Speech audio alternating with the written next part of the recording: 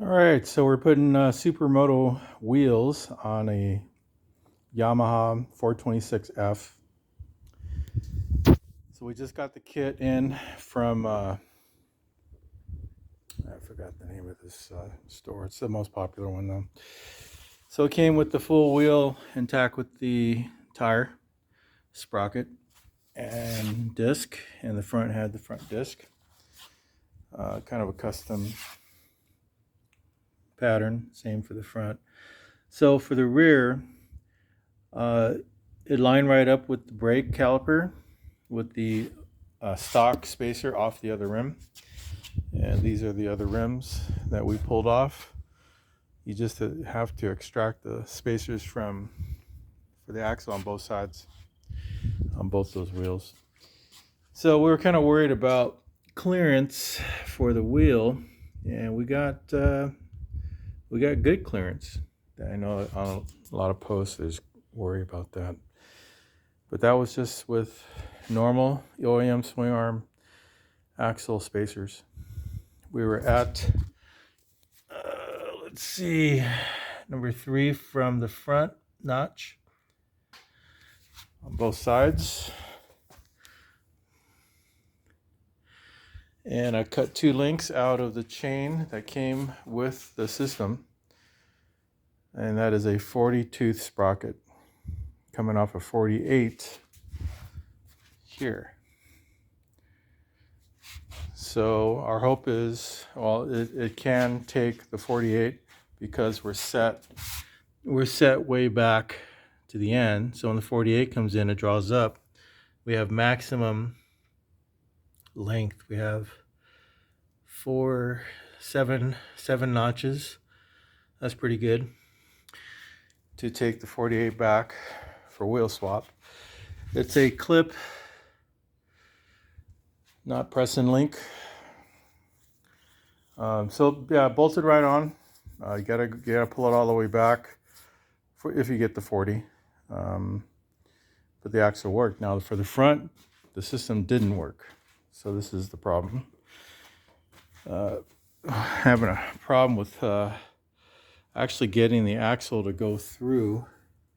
It's already flush, but it was out about a half an inch, and I couldn't drive it through. Thought it was binding here, but and it was falling short. See, this is where it's supposed to actually go flush. Because I took the spacer out on this side and left the stock spacer here, and then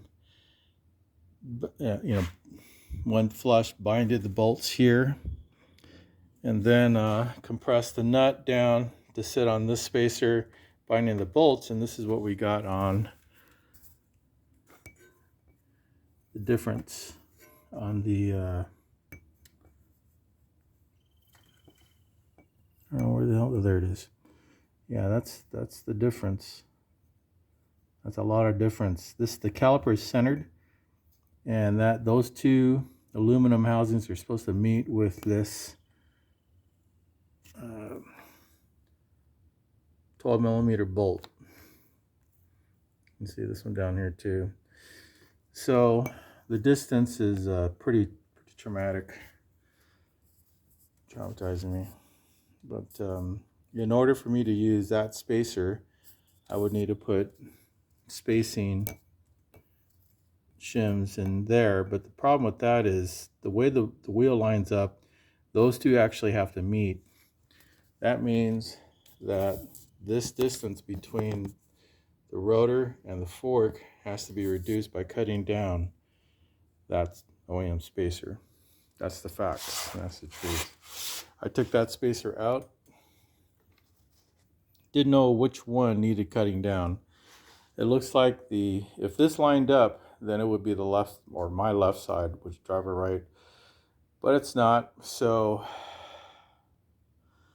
that means I now have to put this one in and take that one out and see what the distance would be.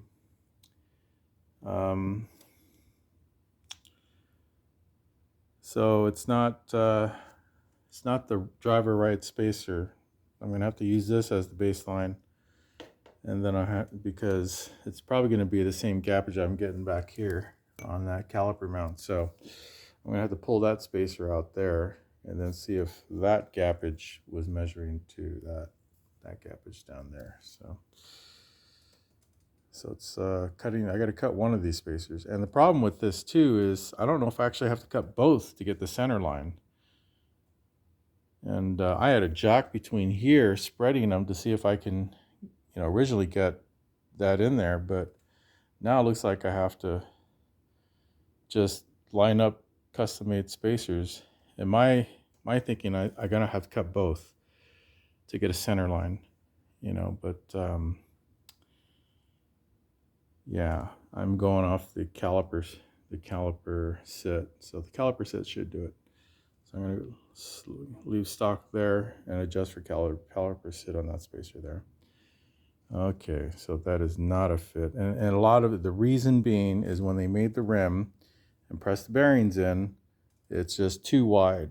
There's an inner spacer inside the rim, then you have your outer bearings, and it's off about solid quarter inch, whatever this is, whatever that space is down there, which looks like a half inch. Upward and onward.